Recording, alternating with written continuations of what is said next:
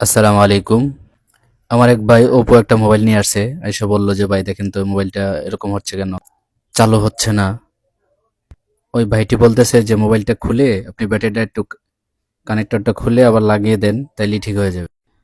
আমি হাতে নিয়ে চেক করে দেখলাম যে এটা সাউন্ড অটোমেটিক কমে যায়, সুইচটার সমস্যা। তো এই সুইচটা চেঞ্জ করে দিলেই ঠিক হয়ে যাবে। তারপর আমি ভালোভাবে খুলে সুইচটা আমি নতুন করে লাগিয়ে দিলাম। তো লাগানোর পর ওপেন করলাম। ওপেন করার পরে এখন দেখব সেটটা পুরোপুরি ওপেন হচ্ছে কিনা। আর দেখেন এখন কোনো ফ্যাক্টরি রিসেট লেখা নাই, একদম পুরোপুরিভাবে অন হচ্ছে। তো অনেক কাস্টমার আছে তারা নিজেরাই অনেক কিছুই বুঝে, বলে যে এটা এভাবে কাজ করে দিলে ঠিক হয়ে যাবে। আসলে না, প্রত্যেকটা কাজ ভালো করে চেক করে তারপরে কাজটা করতে হয়। তো ঠিক আছে, ভালো থাকেন, সুস্থ থাকেন। আসসালামু আলাইকুম।